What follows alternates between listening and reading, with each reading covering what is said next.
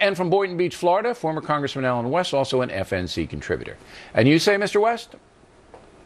Well, it's a pleasure to be with you, and I think that on this day when we are remembering and celebrating Dr. Martin Luther King Jr., who said his dream was about blacks being judged by the content of their character, not by the color of their skin, that's really what this comes down to, and I agree. This is about equality of opportunity. It's not about equality of outcomes, and I think one of the things that you see affecting the president right now is the fact that he has had some problems with, let's say, the truth when it comes to Benghazi, comes to Obamacare, when we see some of the failures of the economic policies. That race has nothing to do with it whatsoever, and I can understand why all of a sudden it's being interjected in this interview as well, unless it's some. Yeah, but you know, they're always going to ask him about it. I thought his answer, well, I didn't have any problem with his answer. Did you have any problem with his answer?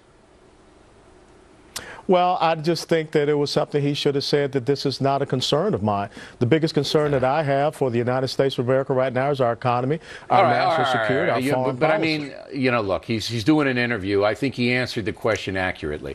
You say? I thought it was an outstanding interview, very comprehensive, and I agree that he answered the question. I'm satisfied with his answer, and I think it moves the country forward. Okay. In what way does it move the country forward? Well, I think he attempted to put it in perspective, the perspective of his presidency, and that there are limits that any individual can do, and there are also things that are universal to every president, no matter what the color of their skin. Well, what impressed me about it, Mr. West, was that what he said was honest. There are some white Americans, very few in my opinion, that dislike him because he's black. Very few, in my opinion, but there are some. But on the other hand, there are some black Americans who like him just because he's black. They don't know anything about him, anything about his policies. They don't know what he does day to day, but they like him because of his skin color. They offset. And the president made that point, and I thought it was that's what impressed me about the question about race. Am I wrong? No, I'll agree with that, because as a matter of fact, it was former chairman of the Congressional Black Caucus, Emanuel Cleaver, that said we give deference to the president, and if there was anyone else in the White House, we'd be marching on the White House. So that's a very accurate assessment, that there are people that have voted for him because of the color of his skin, because they felt some type of unity in themselves being black.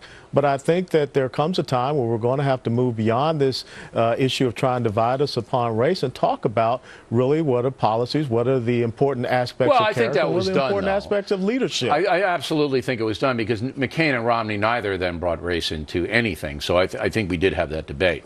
Now, Reverend DeGraff, you have Cornel West and Tavis Smiley and a number of people on what I consider the far left, although Smiley, I don't think I'd put him there, but West certainly. And they're mad at Barack Obama because he hasn't, really made it a singular cause to advance opportunities, as they put it, for black Americans. How do you react to that? Well, I think Cornel, who I know and I respect, I think his tone is harmful to our progress, number one. Number two, I think he ignores certain things. One of the things you talked about was personal responsibility. Personal responsibility, the article also mentioned, the president of the United States eats with his family every night at 6:30. I think that's important as an example, as a model for a community that has 73% of children born out of wedlock. And I agree with you 100% that he has been an excellent role model, not only for black Americans, but for all Americans. Absolutely. In that regard. However, I wish he had done more. I don't want to sound like Cornel West now, but I wish he had done more on the personal responsibility message into the precincts, not just black precincts, but white and Hispanic precincts, that you have to do the things necessary to succeed in a competitive society. You can't be a victim your whole life. I would have liked to have seen that. Look at his Morehouse speech. Look at his... No, but those are isolated things. I want a campaign, Reverend. I want a campaign.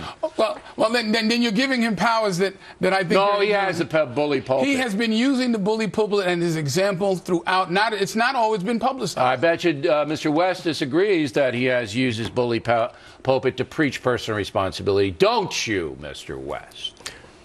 Yes, I think that you've seen a lot of blame. You've seen a lot of personal victimization coming from the president. But let's talk about an important issue. Let's talk about an important issue, Bill. You talked about education and school choice, and the voucher program is very important. But one of the first things that President Obama did was cancel the D.C. school voucher program for very, That's a talented, very sore issue. young black that children. Absolutely is a sore issue, but it's also a partisan issue. What I want, and I'm going to give you both 20 seconds to wrap it up. Mr. West, you'll go first. What I want the president to do in his last 3 years in office, and if I get an opportunity to talk to him again, I'm going to ask him to do it, is to stop the policy stuff and start the personal stuff. This is what you have to do to succeed. Barack Obama succeeded, and this is what I did. This is what I did, and you have to do it too. I think that message would be more than any policy message. 20 seconds, Mr. West, 20 seconds to you, John. Go ahead.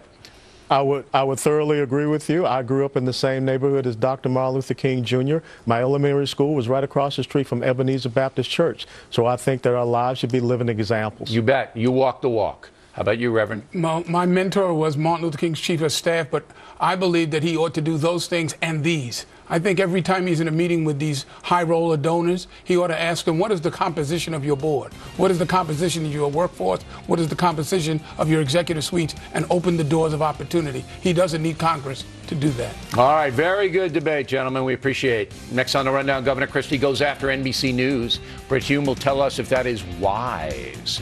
Later, the Bible and President Obama. A new book says there's a link